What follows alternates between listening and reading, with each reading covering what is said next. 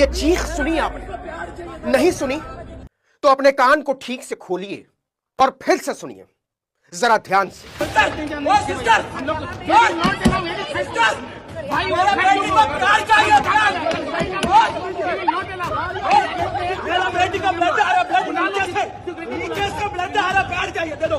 इस चीख के बाद मेरे दिमाग में केवल एक बात आती है कि भारत के प्रधानमंत्री को चुल्लू भर पानी में डूब मरना चाहिए। वो नारे उछालते फिरते हैं कि हम भारत को एक विकसित देश बनाने जा रहे हैं। कब?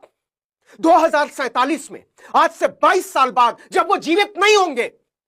और अभी की हालत यह है कि एक बच्ची का बाप, वो बच्ची जो खून से लथपथ पड़ी हुई थी, भारत के एक हवाई अड्डे पर उसका पिता यहां से वहां दौड़ लगा रहा था कि मेरे बच्ची के लिए एक सैनिटरी नैपकिन दे दो, क्योंकि वो खून से लथपथ है, उसके कपड़े खून से गीले होते जा रहे हैं। और नरेंद्र मोदी के इस न्यू इंडिया के पास उस बच्ची को देने के लिए एक सैनिटरी नैपकिन नहीं था। चुल्लू भर पानी में आप डूब क्यों नहीं जाते? भारत के प्रधानमंत्री नरेंद्र मोदी, सुनिए। मेरा बेटी का ब्लड आ रहा है, नीचे से ब्लड आ रहा है, बैठ जाइए, दे दो। हम ऐसे नहीं कर सकते। क्यों नहीं कर सकता?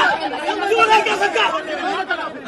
क्यों नहीं कर सकता? इंडिगो की कर्मचारी ने साफ मना कर दिया उस बेटी के बाप को कि हमारे पास सैनिटरी नैपकिन नहीं है, हम आपको मुहैया नहीं करा सकते। यह देश मल्टी ट्रिलियन डॉलर इकोनॉमी होकर करेगा क्या, जब इस देश के पास अपनी बेटियों को देने के लिए एक सैनिटरी नैपकिन नहीं है, अच्छे स्कूल नहीं है, अच्छे कॉलेज नहीं है, अच्छे अस्पताल नहीं है, और देश की वित्त मंत्री निर्मला सीतारमण संसद में खड़े होकर झूठ बोलती हैं कि भारत की आर्थिक स्थिति अच्छी है। भारत का व्यापार मंत्री भारत की जनता से झूठ बोलता है कि भारत की आर्थिक स्थिति अच्छी है। भारत के नागरिक विमानन मंत्री को इस बात से कोई फर्क नहीं पड़ता है कि भारत के हवाई अड्डे नर्क में तब्दील हो चुके हैं। ड्रामा करने के लिए जगह बहुत होती है, जिसको करना है करते रहें। यहाँ ड्रामा नहीं, डिलीवरी होनी चाहिए। शर्म आती है नरेंद्र मोदी जी, आप पर शर्म आती है, और शर्म आती है इस देश की हर एक बेटी को, आप जैसे प्रधानमंत्री पर, जिसके पास देश के हवाई अड्डे पर अपनी बच्चियों को देने के लिए एक सैनिटरी नैपकिन नहीं है। माफ कीजिएगा, आज मैंने आपको नमस्कार नहीं किया क्योंकि इसका वक्त नहीं है, और एक नागरिक के तौर पर मैं शर्मिंदा महसूस कर रहा हूं कि एक निर्लज्ज प्रधानमंत्री भारत की गद्दी पर बैठा हुआ है। इतना निर्लज्ज जिसको कोई फर्क नहीं पड़ता कि भारत के हवाई अड्डे इस समय किस हाल में है। मैं रेल के मुसाफिरों की तो बात ही नहीं कर रहा, क्योंकि भारत की सरकार को लगता है कि वो रेलें चलाकर भारत की जनता पर एहसान करते हैं। क्या आप जानते हैं कि भारत के हर हवाई अड्डे पर डिस्पेंसरी होना अनिवार्य है, दवाई की दुकान होना अनिवार्य है, फर्स्ट एड होना अनिवार्य है, यहां तक कि वॉशरूम में सैनिटरी नैपकिन रखे होने चाहिए। लेकिन हवाई अड्डे पर एक बच्ची का बाप चीख रहा था काउंटर पर कि प्लीज मेरी बच्ची के लिए एक सैनिटरी नैपकिन दे दो। वो खून से रंगती जा रही है, और इस देश में सब कुछ सामान्य है। हम भी सामान्य हैं, आप भी सामान्य हैं, क्योंकि हम उन सताए हुए लोगों का हिस्सा महसूस नहीं कर पा रहे हैं जो इस हाल में।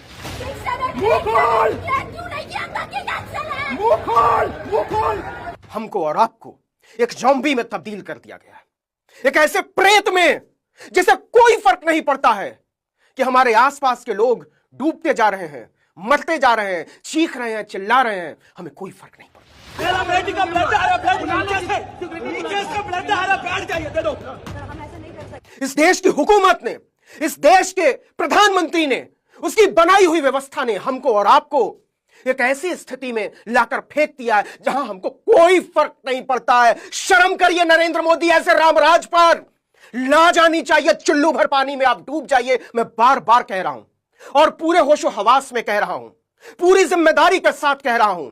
जिस देश का प्रधानमंत्री एक पिता को देश के हवाई अड्डे पर एक सैनिटरी नैपकिन के लिए अपनी बच्ची के लिए तड़पा देता हो, उस देश के प्रधानमंत्री के हिस्से में सिर्फ शर्मिंदगी होनी चाहिए। शर्मिंदा होना चाहिए भारत के हर नागरिक को। दिल्ली से उड़ने वाली इंडिगो की हर फ्लाइट रद्द कर दी गई। एक दिन में स्थिति नहीं पैदा हुई है।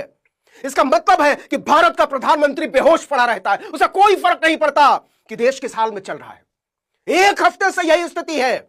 सरकार को पता था कि इंडिगो एयरलाइंस के पास जरूरत भर के पायलट नहीं है, क्रू मेंबर्स नहीं है नई व्यवस्था के मुताबिक। बावजूद इसके नागरिक विमानन मंत्री ने कोई इंतजाम नहीं किया। इंडिगो पूरी बेशर्मी से बुकिंग करता रहा और आज भारत की यह स्थिति हो गई है हवाई अड्डों पर कि एक बाप, खून से लथपथ बेटी का बाप, हवाई अड्डे पर दौड़ लगाता है, हाथ जोड़ता है, गिड़गिड़ाता है कि एक सैनिटरी नैपकिन दे दो प्लीज। जानते हैं नरेंद्र मोदी जी, इस देश को ऐसा एक दिन में नहीं बनाया गया है। आपकी करतूतों की वजह से हम सबके भीतर से नागरिकता के बोध की सतत हत्या की गई है, उसे खत्म किया गया है, क्योंकि आप जैसे प्रधानमंत्री को हिंदू और मुसलमान के अलावा कुछ सूझता नहीं है। आप जैसे प्रधानमंत्री को नफरत के अलावा कुछ सूझता नहीं है। आप जैसे प्रधानमंत्री को नहीं सूझता कि इस देश को सही दिशा में कैसे ले जाया जा सकता है।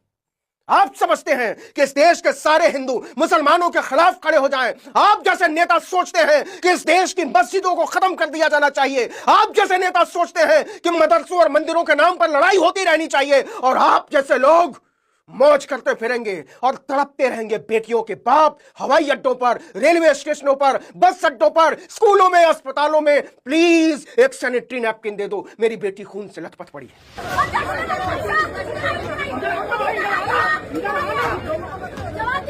इस देश को आपकी निर्लज्जता ने नरेंद्र मोदी एक तमाशे में तब्दील कर दिया है और तमाशे में तब्दील कर दिया है हमारी और आप जैसे लोग जो इसको सुन रहे हैं, देख रहे हैं, सबको, हमारे भीतर के नागरिकता के बोध को जानवरों में तब्दील कर दिया है।